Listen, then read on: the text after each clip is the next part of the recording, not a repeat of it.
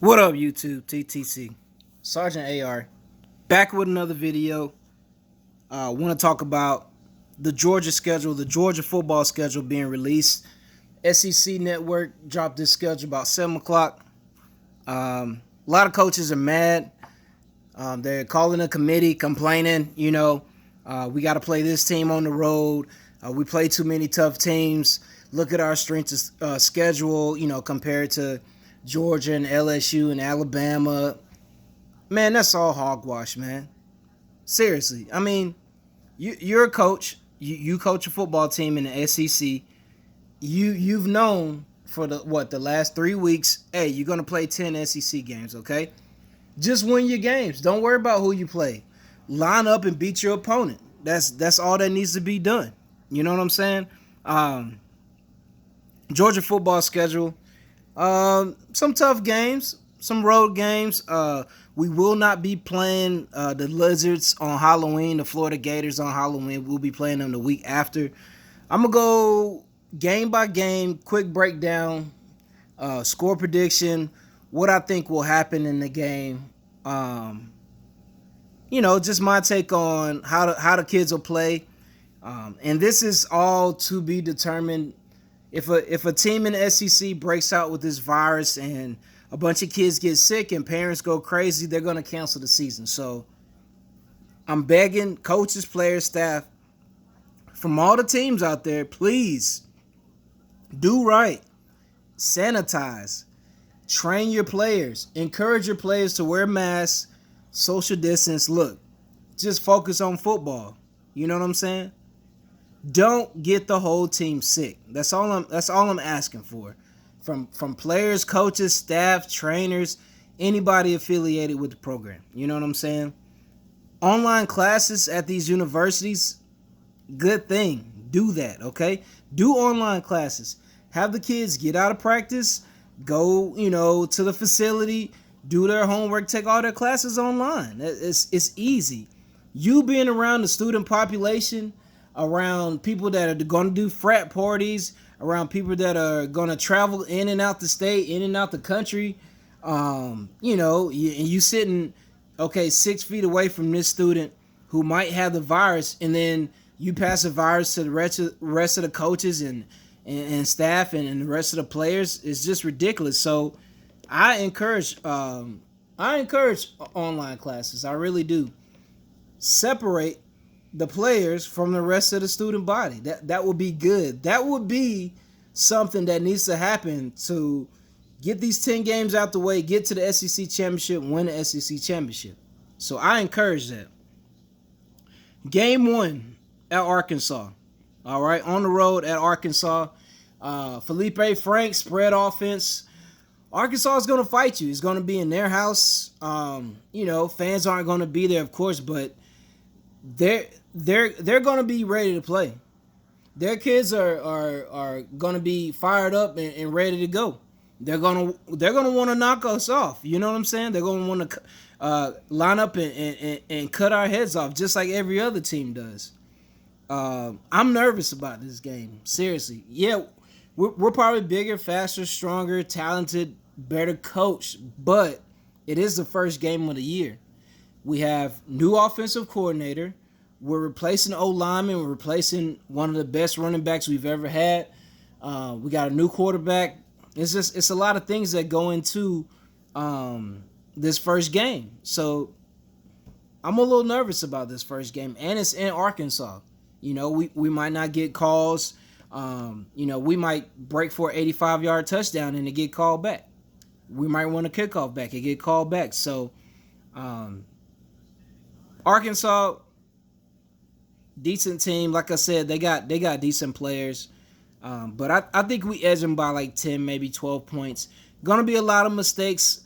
We got new coaches on staff. It's gonna be kind of like a meh game, you know what I'm saying? So, but we get the win by 12. So I'm gonna say 26-13, 28-14. Something like that, but we'll get the win versus Arkansas. Week 2 at home against Auburn, against the Barn. Auburn's gonna come in. They still got Bo Nix. They got Cam Newton's little brother. I think he transferred out there. I'm sure he'll get some playing time as well. They'll probably throw him in on some gimmick plays. He's a tough kid, man. Tough athlete. They lost a lot of pieces off their defense last year. They lost 2 impact defensive linemen. They lost a couple of people in the secondary. We edge them by 6, so I'm going to say 21-15. I'll say 21-15, maybe 23-17, something like that. But we'll edge Auburn at home, so that brings us to 2-0. All right. Game 3 at home against Tennessee. Cade Mays, Tennessee, going to come down here. I don't know if they're going to start Guantanamo. I don't know if they're going to start him or Harrison Bailey, but shout out to Harrison Bailey, man. He went to the same high school I went to. Good luck to him. It's a couple other players that committed to Tennessee that went to high school, went to the same high school I went to down here in Metro Atlanta. So shout out to them, man. But they'll put up a fight. I say in the first half. The first half would be low scoring. It'd probably be like 7, maybe 10-3 in the first half. But second half, our depth will show, our talent will show. We'll beat these guys by 10. So I'm going to say 20-10 versus Tennessee. So that brings us to 3-0. Now, week 4, the game that everybody's been talking about. When we go to Tuscaloosa and line up against the Crimson Tide of Alabama. All right. Alabama, decent team. We just have to contain Jalen Waddle. We have to stop Najee Harris. Don't make any dumb mistakes on offense, and we can beat this team. They lost a lot of talent last year, too. They really did. They lost a lot of guys last year. A lot of NFL talent comes out of Tuscaloosa. This has been happening the last 10, 15 years. We know this, and I know we could go in there and get the win. I don't care how many fans they let in, they don't let in. We can go to Tuscaloosa and beat these kids. We got the talent, we got the depth, we got the coaching to beat them. We just got to get out there and get it done. And a lot of people are counting us out against the Crimson Tide, the Gumps. A lot of people saying there's no way you're going to go in there in the Tuscaloosa and beat them. But I'm going to say we beat them. We beat them 17-14. Say it right now. Write it down. 17-14. Georgia over Bama. Georgia over the Gumps. 17-14. Week 4 against Kentucky. This, and it's at Kentucky. So we got 2 road games in a row. This last game against the Gumps up there in Tuscaloosa. And this is another road game against Kentucky. Now, this is a trap game. If we beat the Gumps, this is a trap game. Kentucky fought us nail and tooth last year. Nail and tooth. I mean, they did not give up. They fought to the end. We barely beat them in a rainstorm last year. We had a terrible game against them last year. So that's probably why, the Lizards, Florida, that's probably why they thought they was going to beat us last year, because we had a terrible game against Kentucky. But this year, we go up there to Lexington, and we'll get the win over Kentucky. Despite, it being a trap game and a potential letdown after beating the Gumps. But I say we edge them by a touchdown. So I'll say 28-21 over Kentucky. Next game, okay? We got a week off. So we get Halloween the week off. And then the next game, November the 7th, against the Lizards down there in Jacksonville. It's not going to be a cocktail party. You know what I'm saying? Not going to be a cocktail party. It'll be down there in Jacksonville. They'll put up a fight. We'll go back and forth until late in the fourth quarter, and we'll beat this team by a field goal as well. It's going to be a lot closer. They're returning a lot of talent. Now, this whole thing with their receivers opting out, I don't know. I don't know if it's malarkey or not. I think it is. maybe these guys had an argument with the receivers coach and they was like, okay, we're not going to show up to the first day of practice. You got three receivers, three of your best receivers opting out. Like, to me, that's an internal thing. But we'll beat these guys by a field goal. I'll say 27-24 over the Lizards. Next game, against Mizzou. We travel to Mizzou. So, I mean, in a nutshell, we have, okay, in Tuscaloosa, in Lexington, Kentucky, in Jacksonville, and in Mizzou. So, I mean, altogether, we got 4 straight road games. 4 straight road games. Now, we do have a bye week before going to Jacksonville, but that is a road game. It's not in Sanford Stadium, so it's not between the hedges, so that's a road game. But we'll go to Mizzou and beat Mizzou. We'll beat them by 12, maybe 15. So I'm going to say that final score. Their offense is a little shaky. Their defense has always been tough. They've always had a good defensive line. But I'll say we beat them 21-10, or maybe 21-7. Out there in Mizzou. Our next game is at home against Mississippi State. Mike Leach and that air raid offense comes into Athens. Mississippi State, defensively, always been stout. I've always had good players on defense. It's just their offense has struggled. Maybe Leach turns things around. I mean, this is what? The 6th or 7th game on the schedule. But I think our defense just matches up well against them. I think our offense will have success against them. So I'm going to say 31-21, a win over Mississippi State. Next game, we go to Columbia, South Carolina, and face the Gamecocks, who beat us at home last year in overtime. On maybe the worst game ever from Jake Fromm and the Georgia offense. Just could not get anything going. Turnover after turnover. Just a sloppy, nasty game. And to me, they were ready to play and we weren't. And it showed in the final score. So we get our revenge against South Carolina. We go up there to Columbia and overwhelm them. Kirby's gonna be wanting this one after what happened last year. So we go up there to South Carolina. We beat South Carolina 21-10. All right, and then our last game at home against Vanderbilt. Vandy's a tough team. They did lose one of their best running backs in Vandy history. Last year, I think he went up to Tampa. He's playing for the Yucks now. But we'll beat Vandy, and that'll bring our record to 10-0. Possibly 9-1 if we lay an egg against the Gumps.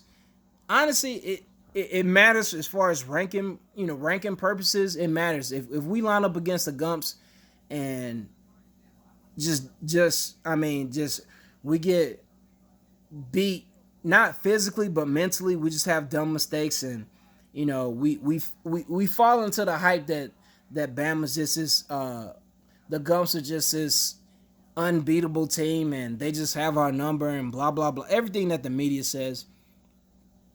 We may be 9-1, 10-0, depending on that game, but I just don't see nobody else matching up with us. If we don't have a lot of injuries, I don't see anybody else lining up and beating us. I just don't. With the talent, with the depth, with the skilled players, with the linemen, I just don't see it. We don't have. I don't think we have any guys contemplating opting out, thinking about opting out. Our young guys, man. Our young guys got to step up and play. Everybody, that number 1, that number 2 class, depending on who you talk to, that came in from 18, that class has the ball out this year. Whether you got redshirted, where you didn't get no playing time your freshman year. I mean, you guys, this will be you guys' 3rd year in the system, man. You guys got to do your thing, man. My previous video, when I talked about the young wide receivers, when I talked about guys like Matt Lenders that got to step up and be a leader, that's got to happen for 10 games. For us to go 9-1 or 10-0, you guys gotta, whether you're a sophomore, redshirt, freshman, you guys that have been in the system and understand the play calls and the personnel, you guys got to step up and guide these freshmen, because it's been a unique college football experience for them. From everything that happened to COVID and the rules and regulations that are going on right now, these guys are going to be shell shocked. Not only are they making that transition from high school ball to college ball, you got all this stuff that's been happening since March, So you guys got to step up and be leaders. So that's my, score predictions, schedule prediction. We probably beat Vandy by 15, 20 points that last game of the season. We'll be in the Mercedes-Benz Stadium in December, playing for the SEC championship. It doesn't matter who we play against; we're gonna win that game. And then we'll see what happens as far as what the college football playoff committee says. Where the playoffs will be and everything surrounding that. But we'll see what happens. But 9-1 or 10-0, my Georgia Bulldogs. Looking at these guys, just a quick 1-minute video that I saw online. I think it was from Dog Nation, man. They look bigger, they look faster, they look stronger. I know they're working their tails off in practice. I'm begging Kirby and the rest of the coaches, the staff, the training staff, just to keep these kids healthy, man. Have everybody ready to go September 26th. I mean, 40 days from now. You got 40 days, you got 25 practices to be ready for Arkansas. Don't overlook Arkansas. Don't overlook them. Go out there, be safe, take care of business out there in Fayetteville, Little Rock, or wherever they are, and just come back home, man. Come back home, keep everybody healthy, keep everybody tested, and do what you got to do to show teams that you're the best team in the SEC and one of the best teams in college football. That's all you have to do. 1 week at a time, line up and dominate your opponent. And if we got 22 guys on the field, we got 11 on offense, 11 on defense that can do that. And then if you get tired, you tap your helmet, and we got, another player right behind them that can come in and play just as well, if not better than you. Once you need a breather, then we'll be fine. So that's just my quick video on the Georgia football schedule. Shout out to everybody out there, all the Georgia content creators, Uncle Lou, Big Dog Brett, Mad Mike Sports, everybody over there at Dog Nation, Brandon Adams, John Stitchcomb. Shout out to your brother Matt Stitchcomb. Everybody over there, man. I appreciate what y'all do as far as keeping us updated on these Bulldogs, and I'm excited, man. I'm ready to go, man. September can't get here fast enough. My Dirty Birds start first, and then my Bulldogs go after them. I saw last score. I saw my Bravos playing at home against the Nationals, and the score was 5-3. So hopefully we can pull a win out. But they are the defending World Series champions. They got a squad. You know what I'm saying? But I know my Braves can get a championship. They just have to fix the pitching, man. Bats are going to be hot and cold. Guys are going to have timing issues, not every now and then. But with the loss of Soroka, man, it's put this team, with the loss of Soroka, with the injuries of Ozzie and Acuna, man, it's put this team in kind of a tailspin. So we'll see what happens with my Bravos. But anyway, Sergeant AR10 signing out. Have a great, productive, safe week. I'll get up with y'all in the next video. Peace.